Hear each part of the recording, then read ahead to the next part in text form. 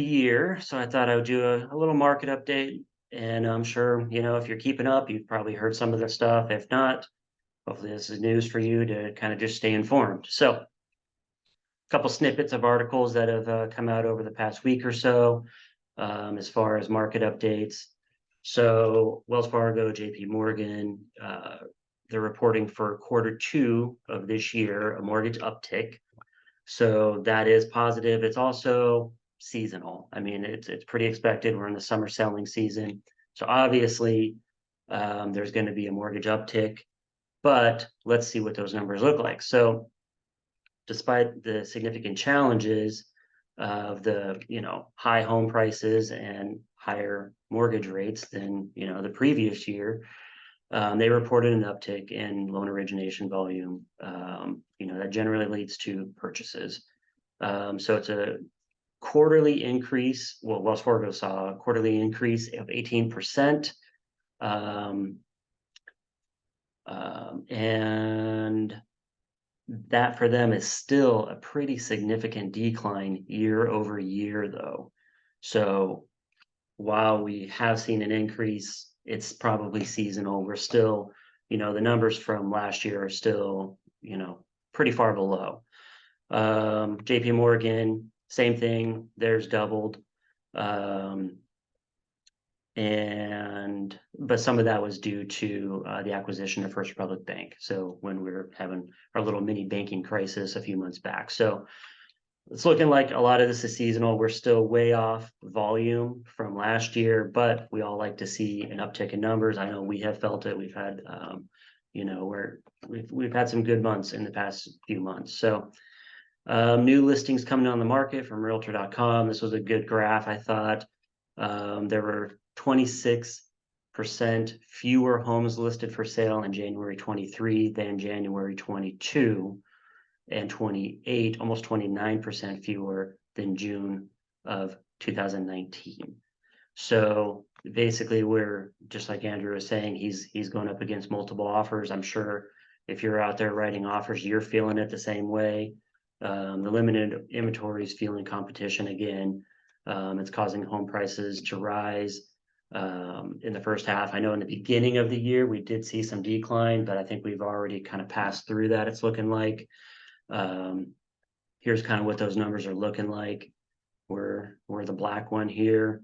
This is where we are compared to the previous years, and you can see, even 2022, this time we're almost 200,000 under in volume. So that's pretty significant. I think we're, in about the middle, maybe the back half of this market cycle right now. I would expect for this to follow this trend for the rest of the year, trending down. So if we end up around 2022, hopefully, I mean, that would actually be a good sign is if we ended up with these numbers here, because then you can kind of determine how your sales volume is going to be and what you need to do to go out there and be aggressive with getting business. I mean, we need to work twice as hard in this market to obtain the same amount of business that we were doing in 22, 21, even 2020. These are all numbers, significantly higher than what we're experiencing right now. And I'm sure everybody feels it. So don't be hard on yourself. This is the market cycle right now. Be creative, think out of the box, and you have to prospect extra to get the same amount of business going as you do right now to gain that same amount of market share you had, or at least something similar. What else do we have? So Fannie Mae raises their 2023 origination forecast.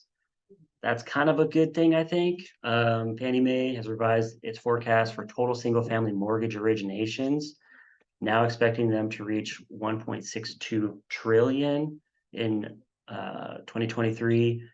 An increase from the previous estimate of 1.59. I mean, we're not talking gangbusters here, but they are projecting a little bit better numbers for basically the rest of this year. The forecast for 2024 remains steady at 1.9 trillion. So they're thinking that 2024 is going to be even higher than the number that they are bumping up right now. That's been the general consensus from a lot of industry, professionals and research firms and things like that, is that 2024 is going to see an uptick. So like I said, I feel like we're kind of in the middle or in the back half of this market cycle right now. So hopefully, things will continue kind of trending up, and we'll see these sales start picking up. So fun fact, old houses now cost as much as new houses. So this is nationwide.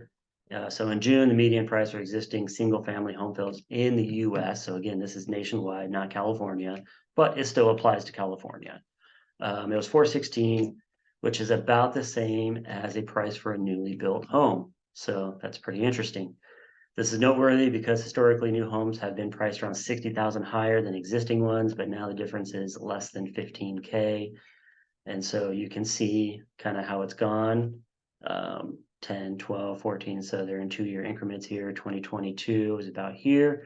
And we're starting to converge for the sales price of new homes and resale homes. And this is, they're talking about the lock-in effect. I've brought this up a couple times with, homeowners having this great interest rate that they have right now and not wanting to let it go to buy another home.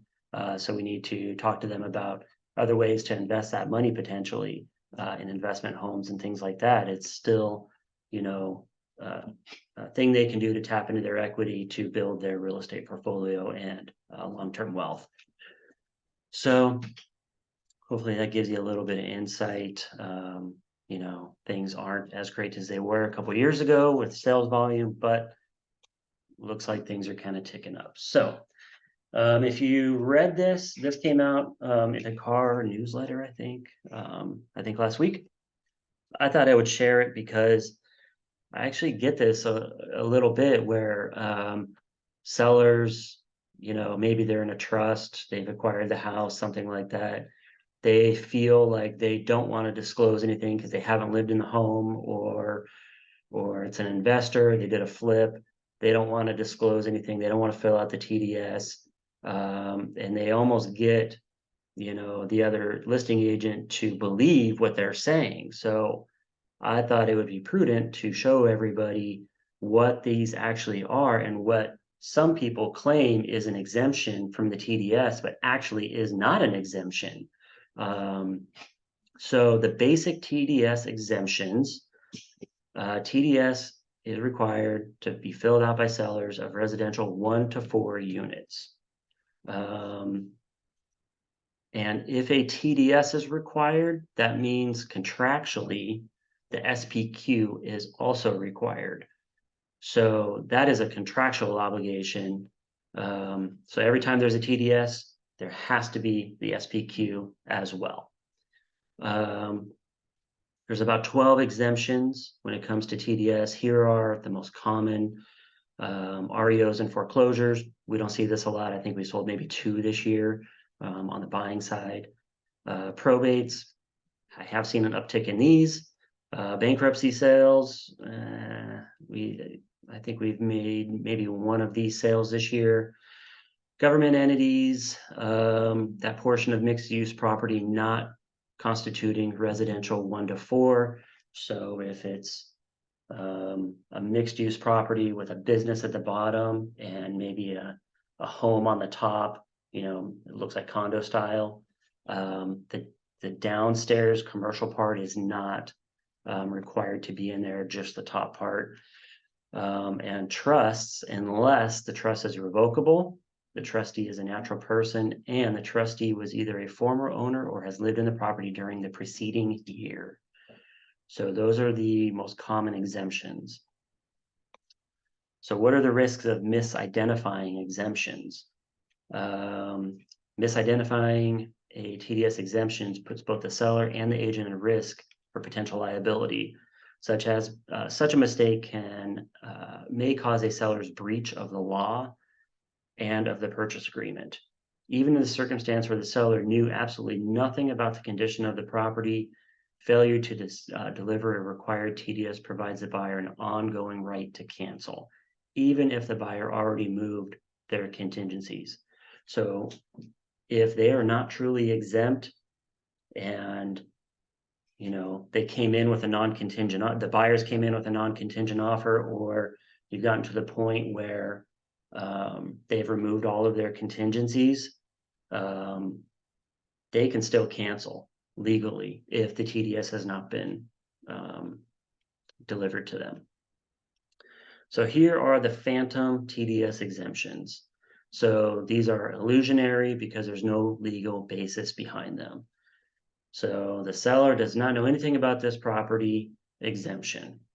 There is no exemption based on what the seller knows or does not know about the property. If the seller does not know anything, then they will answer no to the questions on the TDS, indicating that they do not know.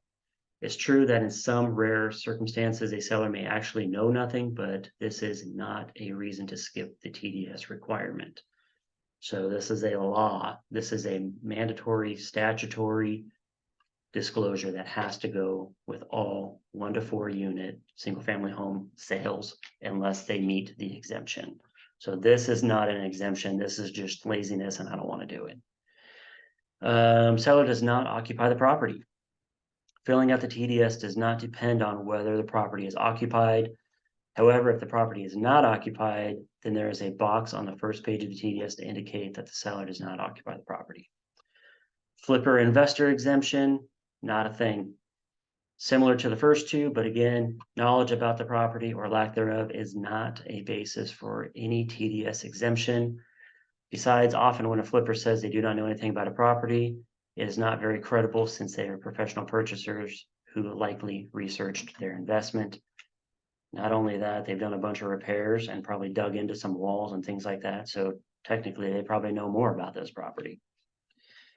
Corporation, LLC, nonprofit, entity, etc. exemption. Again, no such exemption exists. When an entity is the seller, the person who is most familiar with the property should assist the person who has signing authority in filling out the TDS. The out-of-state exemption, this is basically the same as, you know, seller does not occupy. Makes no difference whether the seller lives in Alaska, France, Antarctica, it doesn't matter, as they are required to fill out the TDS. However, in regards to the items listed on the first page of the TDS, a seller who is not physically at the property and has no memory exactly what is on it is not required to investigate to find out. In general, the TDS is based on the information that the seller actually knows. There's no duty for the seller to investigate and find things out.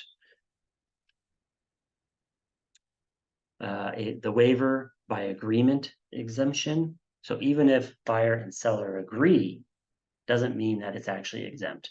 The TDS cannot be waived. This is stated in the very first section of TDS law. Even if the buyer tells the seller that they agree to waive the TDS, it makes no difference because such a waiver is not enforceable. As is exemption, love this one.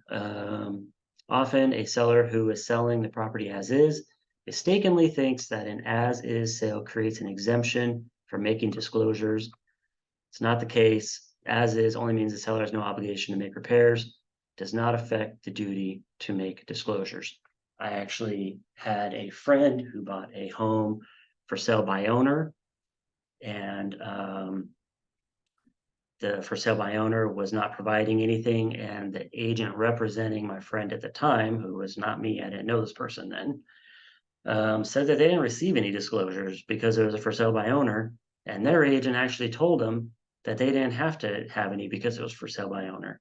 And I said, that is absolutely false, regardless of what type of, that has no bearing if it's for sale by owner or anything else. Well, I mean, some of it does. There are exemptions, but for sale by owner is not an exemption. So, and secondly,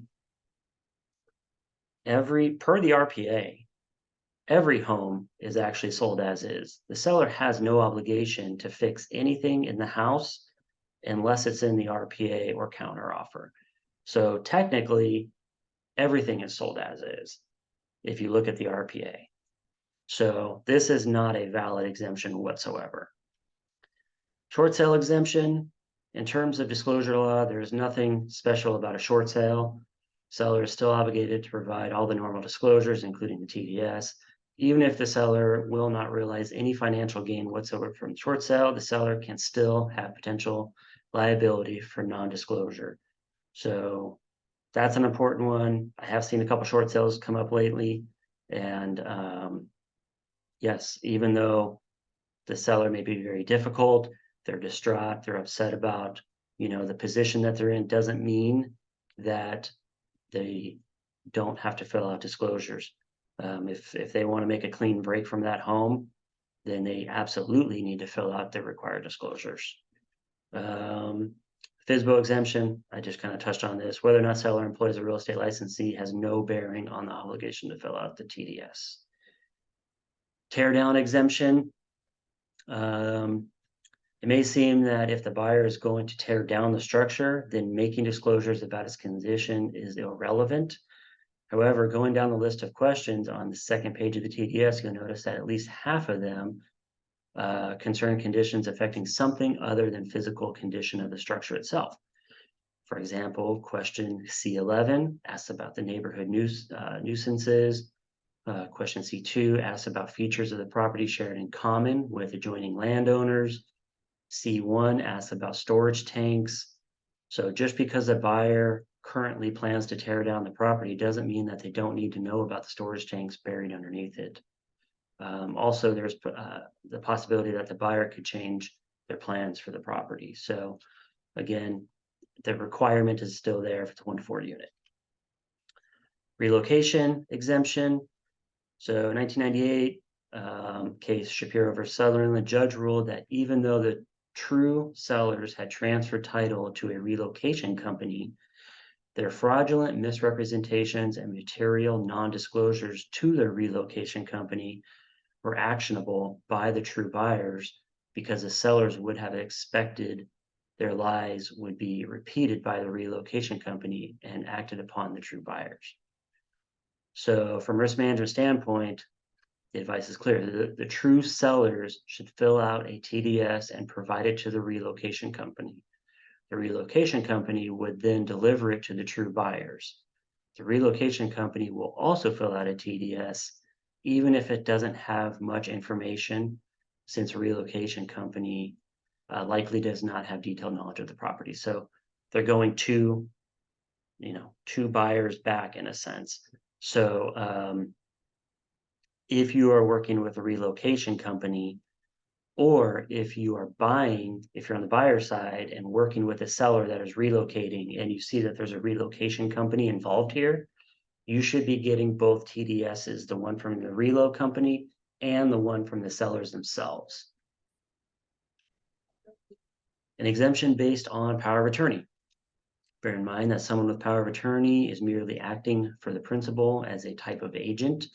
Since the seller's TDS is not waivable, using someone with a power of attorney to sign real estate transaction documents doesn't excuse the seller from the TDS requirement. The principal, the seller, should be filling out and signing a TDS and an SPQ. So what disclosures, if any, should the person with the power of attorney, aka attorney in fact, make? As someone who is acting as an agent for the principal, it is prudent for the attorney, in fact, to disclose any material facts affecting value or desirability of the property that they personally are aware of. However, when there's someone with a durable power of attorney because the seller is unable or unwilling to handle their financial affairs, then it may be practical sense for that person to sign the TDS on behalf of the seller. The seller with the durable power of attorney may interview the seller and try to elicit information about the property. If you're working with a seller who appears to have diminished mental capacity, you and your broker may want to consult with an attorney to ensure that you avoid any potential problems related to that. So hopefully that helps you a little bit with the TDS and what actually is and is not exempt. So, whether you're on the listing side or the buyer side, you have a difficult client, you have someone saying, no, I'm exempt. You need to know what the rules are. Come back to this webinar, pull it up in car legal. You can log into that anytime. There's a lot of really good info in there. And I wanted to close out real quick with a marketing tip. So, I'm in a ton of Facebook groups. Most of them are real estate related because I'm a nerd. I saw a somewhat newer agent. I think he was a 2 or 3 year agent. Post in there about how he was struggling with getting some business and what he did to kind of change it around for himself. So he said they were pounding the pavement weekly, making cold calls every day, doing all the stuff that everybody tells them to. Well, it did result in some business. It was a grind, and it was leading to some industry burnout. So they changed their approach, and things got a lot better for him quickly. Here's some tips that they offered along the way, that they discovered along the way to make their marketing more effective. So be consistent and repetitious. I've said this many, many times before. Consistency beats perfection. If you're trying to get it absolutely perfect before you launch, you're just stalling. You're wasting time. Just be consistent. Be repetitive. Just get that marketing in place and whatever it is you're doing, but be consistent with it. So always be marketing to a large population of prospects and repeat the message to them over again. Answer the question in their mind. So what's in it for me? If it's not engaging for you, why would it be engaging for them? If you're not passionate about what you're putting out there, why is someone going to respond to you? So you want to always be answering the question that's in their head, like what's in it for me if I start working with you? Be real and sincere. I've said this many times too, especially if you're trying, to generate leads through social media. Being authentic is the number one way to get people to start working with you. People want to work with someone real. They don't want to feel like you're just putting them on this whole time. So authenticity is something that will help you with your social media marketing, probably the most, that and consistency. Lay out a marketing plan to follow and track your results. I said this many times in some of my previous webinars, some of my marketing ones, about following a plan. Write down a plan, even if it's only for the next 2 or 3 months. Get something in writing that you're following, and then track your results so that you can decide on what is working, what is not working, and make your adjustments as you go. This one really hits hard for me. Never pause your marketing. It's starting over. So if you get a little busy, maybe you have 1, 2, 3 deals, whatever your bandwidth is, going all at the same time, and you shut off your marketing because you're just too busy, get a transaction coordinator instead. Because once you start off your marketing, and by the time you realize it, you've already you're already closing your deals out, and you have nothing new in the pipeline again because you shut off your marketing. So you should just always have your marketing running. Even if you're crazy busy, you figure that out so that you don't hit these huge peaks and valleys with your income. Just keep it going, get a transaction coordinator, figure out ways to be more productive so that you can continue taking in new leads and doing your prospecting, even when you have multiple transactions going on, or even just one tough one, whatever it is. Start small and grow your budget as deals close. Everybody thinks they need to come in with $1,000 a month and hit it hard, and that's not necessarily true. And if you don't have that ability, it's okay. You could start with really nothing and invest time. Time is money. So if you don't have this budget to put forth, then at least invest the time. But either way, start small, start doing one thing, be consistent with it, and then as you start closing, reinvest that money, a portion of that money, back into marketing so you can keep it going and building. And then use various mediums to get your message out. Social media, obviously, print, email. There's so many ways to do it. Open houses, networking, events.